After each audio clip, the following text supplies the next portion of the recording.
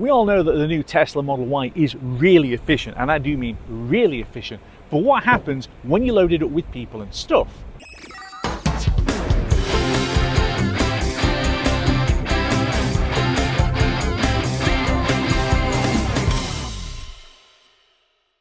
Hello again YouTube, and welcome back to Just Get a Tesla. I am once again here in sunny Sheffield, and we're about to drive home. And when I say we, the whole family is with me. So the boot is full, the frunk is full, and I've got 4 passengers. And the real question on today's video is, what impact is that going to have on efficiency? Because I've done this trip quite a lot. You see me start videos here in Sheffield quite a lot. I know just how efficient this car should be in this kind of weather. It's sunny, it's a bit cooler than it has been, if I'm brutally honest. The wind is slightly nippy this morning, but it's still good conditions. So the last time that I did this trip back from Sheffield, it was just me with one bag, and I had a box full of fairly lightweight stuff in the car with me, and I got 238 watt hours per mile on the trip back. I'm not going to get that this time. So in the trip that we've already done down here, and we've been away for most of the week, I haven't been filming it, sorry, but for most of the week we've been consuming quite a bit more than that. So this is going to be the challenge. Just how much efficiency do you lose when you actually use your Tesla as a family car? While you find out, we're going home. So we've already done a fair bit of driving on this trip. As you can see, nearly 500 miles and 285 watt hours per mile, which is a decent chunk above what I've been getting on this car.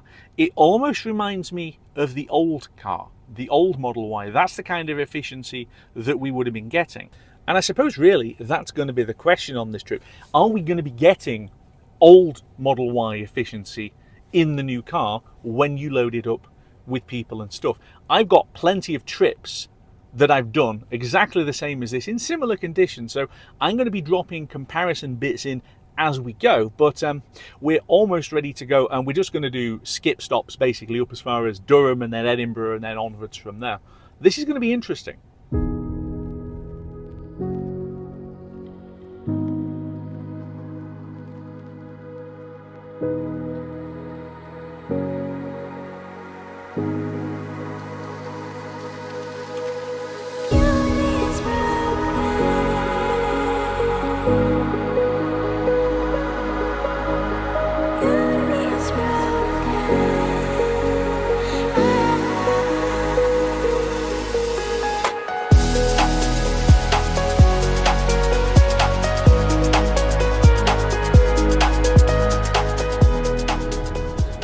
Miles in, and here's the surprising bit. I'm on 238 watt hours per mile, which isn't that what the benchmark was that I was supposed to be doing when the car wasn't fully loaded up with people and stuff? How have I done that then? I suppose part of it is understanding how the drivetrain actually works. So I haven't been sat on autopilot most of the time. I am now. It's on Navigate on autopilot. It's been doing auto lane changing and all of that. But the South Yorkshire and West Yorkshire bits of M1 are basically like that. And I've been riding the contours and getting the car into the glide position on the throttle where it's neither burning power or regenerating, because then you just build up momentum as you go downhill and then recoup it again as you start going uphill and slow back down again. So your speed, your average speed's okay, but your actual speed isn't that constant because you're utilizing the contours. But petrol diesel cars do the same thing as well as they start laboring uphill and going downhill again.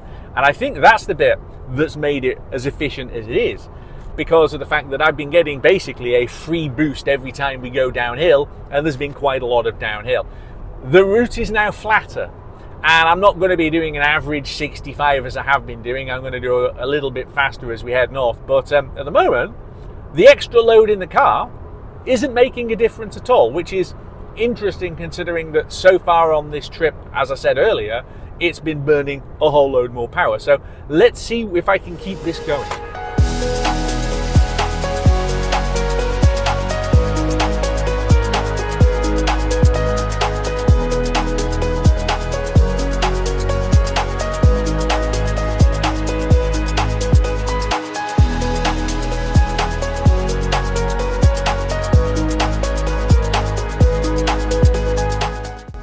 just gone through Scotch Corner and just had a quick glance on the supercharger map, because it shows you the status of how many superchargers would actually be available if you got there. And Scotch Corner is one of the older sites, so you have got 8 V2 stalls which are paired, and it showed 2 stalls were available. So if you went there and plugged into one of those, you would get a maximum speed of 65 kilowatts. 65, that's it, right?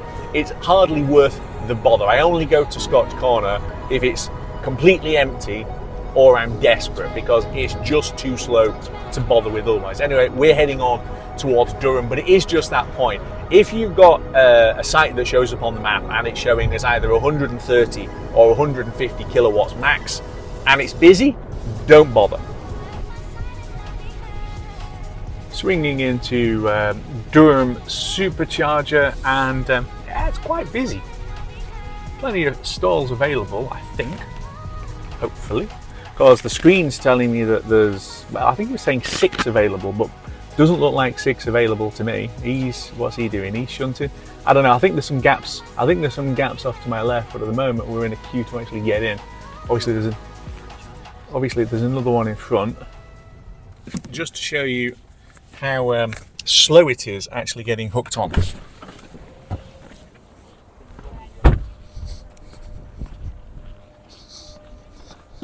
And I'm doing that manually because sometimes these don't actually connect. It's already starting to charge. Plug in to charge. And there's a click. And we're going. So, what was that, 10 seconds? I mean, literally no faffing around with cards, no having to do anything, literally just turn up and off we go. And despite the fact that the site's really busy, I'm still getting 164. Are we still going? 167? Maybe a bit more. Anyway, really, ooh, hello, focus. There we go. But we're absolutely packed at this one. But despite that, here we go, hang on. Nope. Try that again. There you go, 179, 187. So the site is absolutely rammed. Oh, hang on, it's still going. 200 now. So here's the point. Even if you've got a really busy site like this one, and it is really busy, you can still get mega speed as long as you're preconditioned. Right, we've had 10 minutes and that's all we needed, so let's get unplugged and get on our way. It's suddenly got much quieter here than it was. There's actual spaces. Now then, here's a problem with some of these V4 chargers, which is they don't switch themselves off. So you, for some reason, have to go back into the car and manually turn it off on the charger menu because it's not having it. So, charging, unlock charge port. Right, now it'll come off. Yeah, I don't know why, but the way that Tesla have engineered these V4 stalls is that normally you press the button on the top and it disconnects, and for whatever reason it doesn't. Why? Anyway, let's get on our way.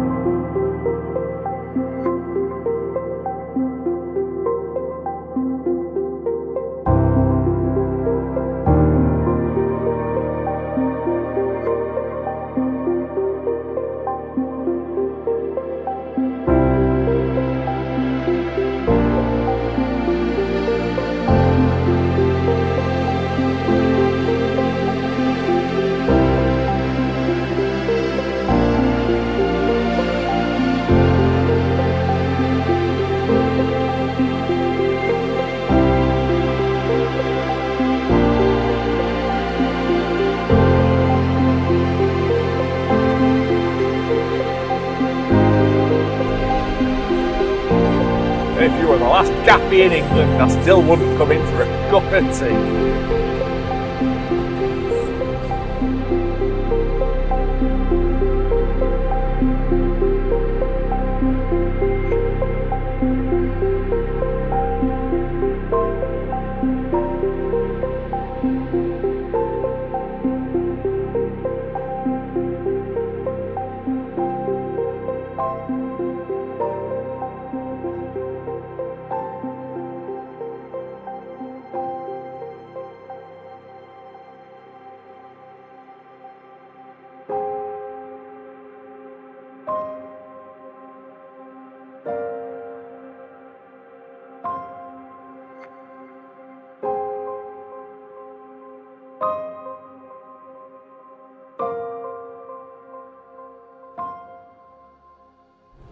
Well, as you can see, the weather has turned to absolute gash.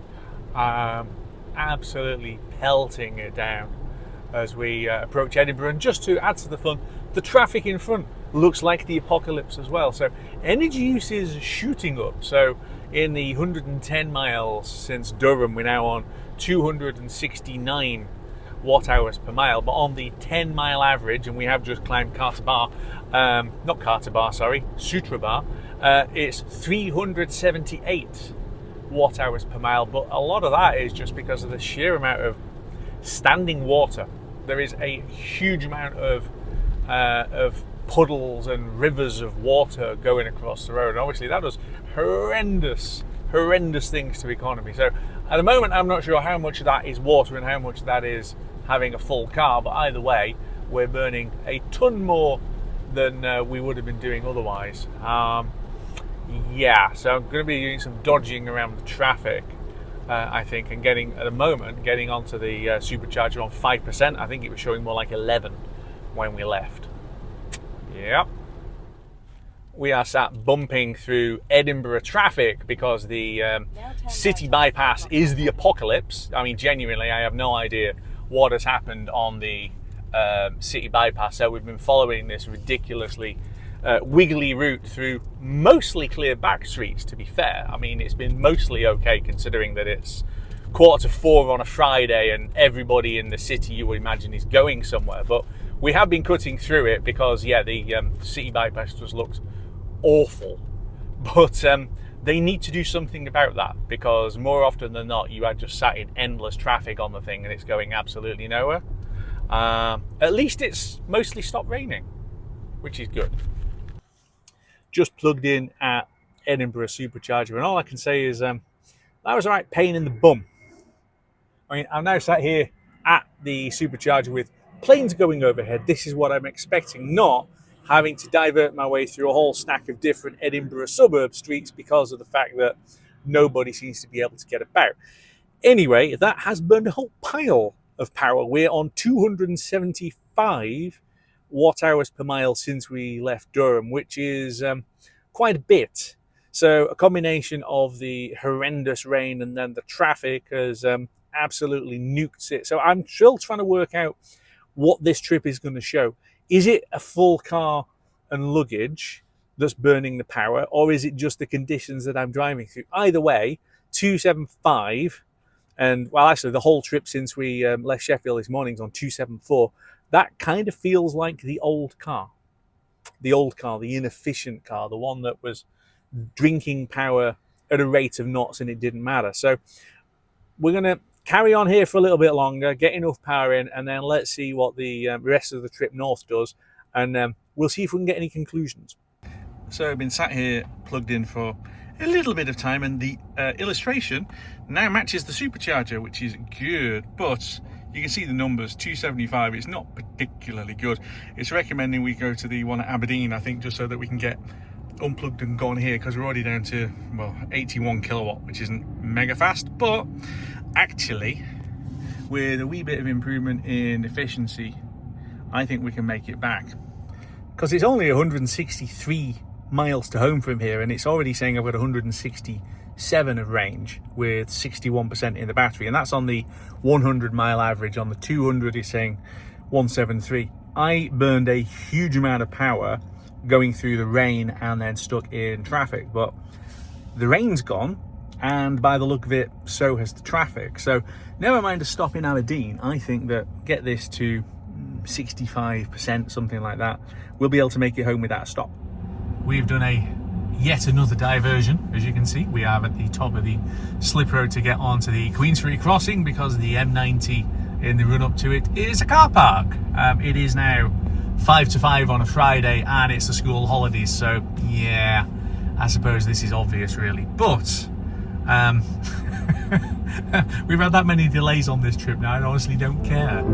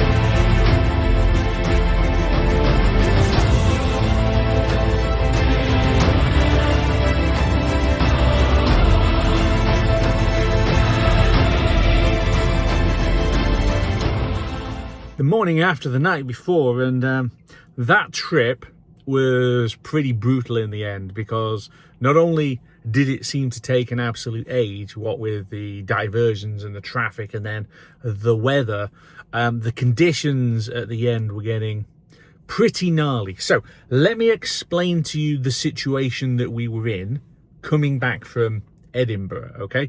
We actually needed to be back home by 8 o'clock. So there was a pretty hard deadline. So we were we should have been absolutely home well before 8 o'clock, like a couple of hours before 8 o'clock. But with all of the delays and taking our sweet time earlier in the day, we'd ended up where it was a little bit of a push. So what I needed to balance was the most optimal way of driving to both keep going and make sure that we get there through the weather and also not running out of juice.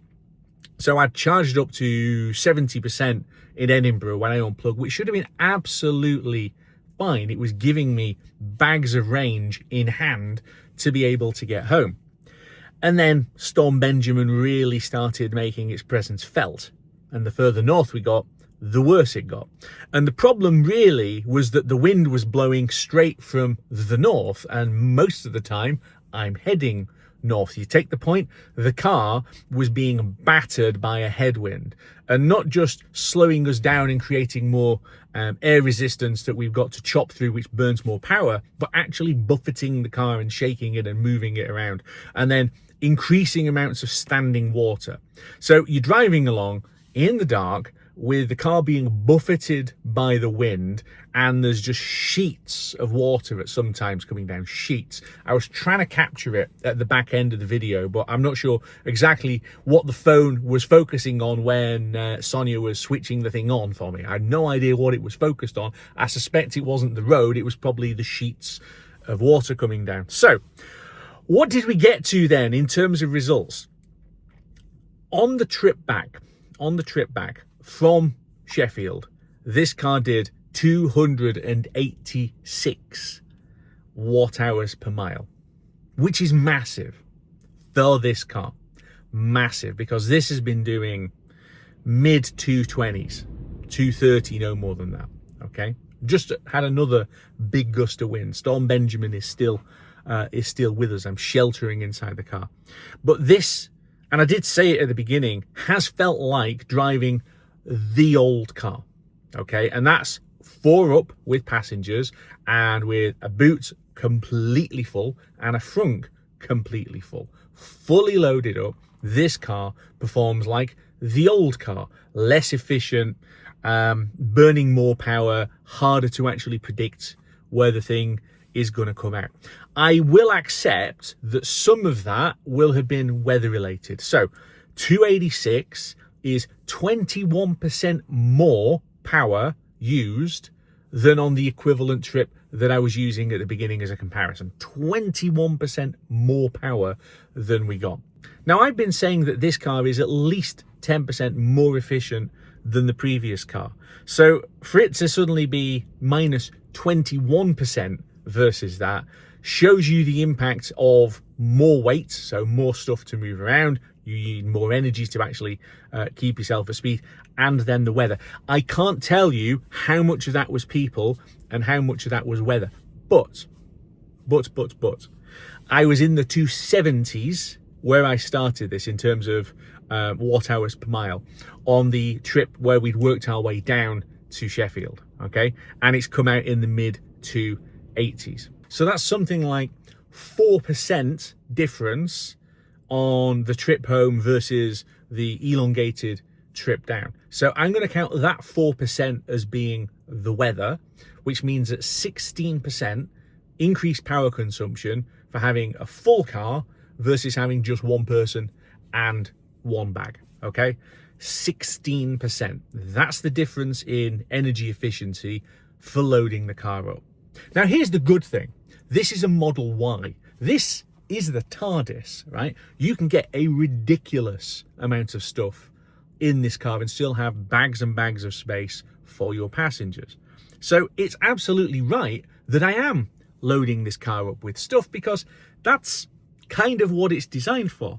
So I'm not at all surprised to have burned more power. It's just basic physics, and any car manufacturer in the manual for the car will say on it that, you know, don't carry things around that you don't need because weight burns more fuel. Well, it's the exact same thing with an EV.